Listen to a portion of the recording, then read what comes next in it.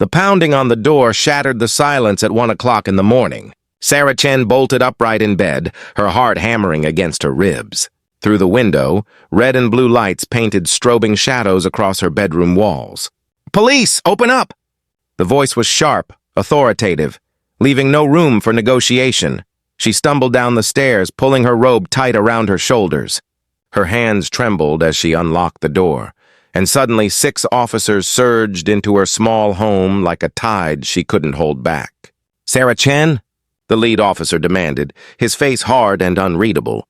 "We have a warrant to search these premises for stolen military equipment and classified documents." "There must be some mistake," Sarah whispered, her voice barely audible over the sound of boots thundering through her house. "I'm just a school teacher. I don't have anything like that." The officers fanned out, their flashlights cutting through the darkness like searchlights. Sarah watched helplessly as they rifled through her kitchen drawers, her bookshelves, her carefully organized life being torn apart piece by piece. The lead officer, whose name tag read Martinez, studied her with suspicious eyes. "We received a credible tip that you're in possession of materials belonging to the Department of Defense. Property of your late father, General Robert Chen." Sarah's breath caught in her throat.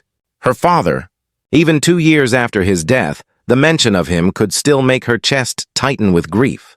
"My father was an honorable man," she said, finding strength in her voice she didn't know she had. "He would never steal anything, and neither would I." Officer Martinez didn't respond. He gestured toward the stairs, and 2 officers headed up to the 2nd floor. Sarah followed, unable to stay away, unable to let them invade her most private spaces without bearing witness. They entered her father's old study, the room she'd kept exactly as he'd left it. Unable to part with his memory, that's when everything changed. The first officer through the door stopped so abruptly that his partner nearly collided with him. His flashlight beam had landed on the far wall, illuminating what Sarah saw every day, but what these strangers were seeing for the first time. The entire wall was covered with her father's military decorations, arranged with meticulous care. 3 silver stars caught the light, gleaming like small suns. 2 purple hearts hung side by side, testaments to blood spilled in service. And there in the center, the Medal of Honor, the nation's highest military decoration, rested in its place of reverence. "Holy," the officer breathed, the word trailing off into awed silence. Officer Martinez had climbed the stairs behind them. He stepped into the study and froze, his stern expression cracking like ice under spring sun. His eyes moved slowly across the wall, reading the citations mounted beside each medal. Sarah watched as his jaw tightened, as something shifted behind his eyes. "General Robert Chen," he read aloud from the Medal of Honor citation.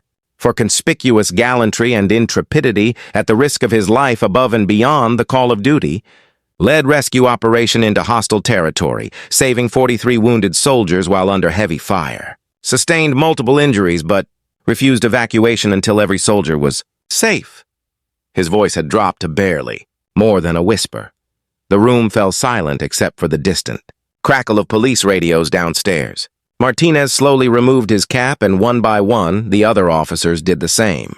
"Ma'am," he said, and this time his voice carried a weight of respect that hadn't been there before.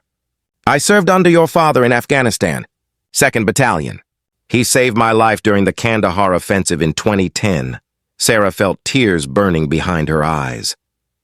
"He never talked much about the war," she said softly. "But he kept a photo of his battalion on his desk. He said they were the finest people he'd ever known." Martinez's expression transformed completely. "Miss Chen, I need to make a phone call. Right now." He pulled out his cell phone and stepped into the hallway, his voice urgent but too low for Sarah to hear the words. The other officers stood awkwardly in the study, no longer invaders but men caught between duty and dawning realization. 10 minutes later, Martinez returned, his face flushed. "Miss Chen, I am deeply sorry. The tip we received, it was fabricated. We just got word that a former contractor with a grudge against your father filed a false report. He's being arrested as we speak for making false statements to federal officers." He paused, struggling with his words. "Your father. He was the reason I made it home to my daughter. The reason a lot of us made it home." Sarah sank into her father's old chair, relief and anger and grief washing over her in waves. Why would someone do this? Why would they try to destroy his reputation? Some people carry bitterness like a disease, Martinez said quietly.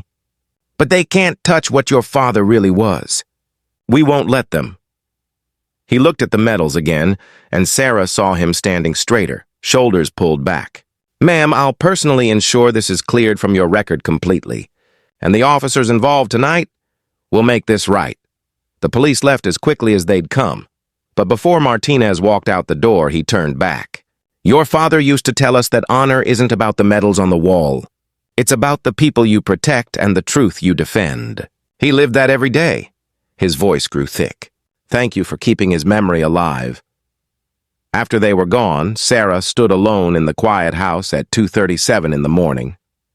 She climbed back upstairs to her father's study and stood before the wall of decorations, seeing them now through the officer's eyes, not just as metal and ribbon, but as stories of courage, sacrifice, and lives forever changed. She touched the Medal of Honor gently, remembering her father's calloused hands, his quiet strength, the way he'd always told her that the real heroes were the ones who never made it home. They stopped for you, Dad, she whispered into the darkness. Even after you're gone, you're still protecting me. Outside, the last police car pulled away, its lights fading into the night. Sarah turned off the study light but left the door open, the way her father always had. Some lights, she thought, never really go out. They just shine in different ways, guiding people home through the darkness, one life at a time.